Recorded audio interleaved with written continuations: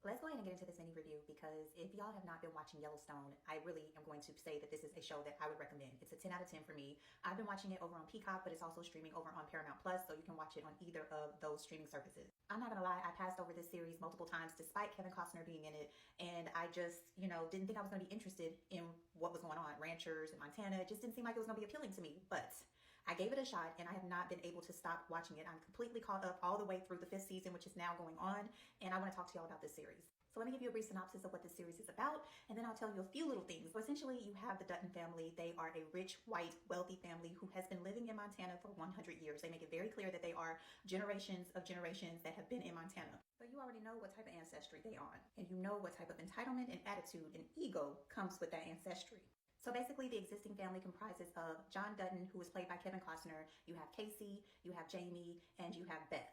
And they also had a third brother who is now deceased, and there's a whole story behind that. They are ranchers, and they own land so big that people confuse it with Yellowstone Park. So they got money on top of money. So it seems. And you essentially have a story about lineage, ancestry, but also land wars. You thought the redundant drug cartel series that we are used to watching over and over again was full of drama. You ain't seen nothing until you've watched a series that is focused on land. Before I get into my takeaways about what I feel about this series, I want to give honorary mention to one specific person on this show who literally carries it on their back and their bosom, and that's Beth.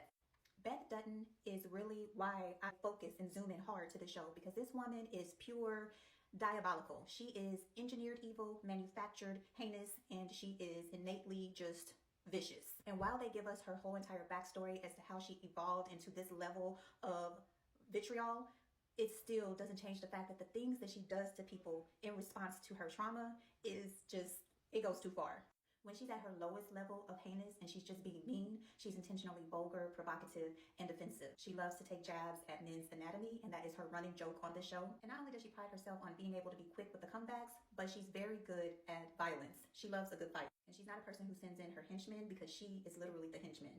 I wish I could say I liked her, but I really don't, because some of the levels that she goes to get back at people is so cruel. It's just cruel. She never gets tired of fighting people. I want to give you 2 quotes and then I'm going to move on. This is what she says to one of her sworn enemies. She says, "I don't want to F you. I want to F your wife. And if you have a brother, I want to F him too. And by the time I'm finished with you, I will have ruined generations." In later seasons, she tells a person that she's going to go work for that she's coming to this company with the sole intention to get back at someone who she feels like betrayed her. So they ask her, "Are you taking this job with the sole intention just to fire this person?" And she says, "No, I want to break him first. I want his fucking children on welfare." I can go on and on about her, but like I said, she carries this show, and she's really one of the reasons why I pay so much attention. Now, one thing I can say is that she loves her father, and the reason that she does everything that she does is because she says it's for her father. But the level that she goes to protect this man who is her daddy, goddamn. And speaking of her daddy, Mr. John Dutton, this man has one love, and that one love is this ranch. It's a ranch that he inherited from his forefathers, his grandfather, his father, and now he owns it. And when I tell you that he will stop at nothing to keep this land, that's an understatement.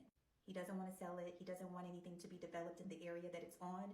He wants to keep the land because it is sacred to him and it is a birthright. Which brings me to the land wars and everything that I have found interesting about the show. Because obviously we know who this land belonged to long before colonialism and oppression happened in this country. But it's not even just the Native Americans who want a piece of this land. It is also other white entities who want this.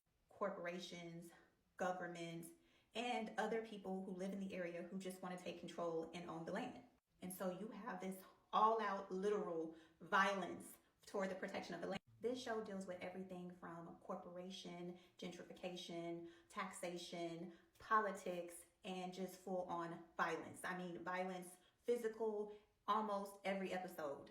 When it comes to the taxation portion, it really got me to thinking, because I used to always wonder, why is there such a heavy tax on land? And why is it that nobody really ever truly owns land here in the US? Even if you buy the land and you build on it a home, a ranch, a business, you still will always have taxes on that land.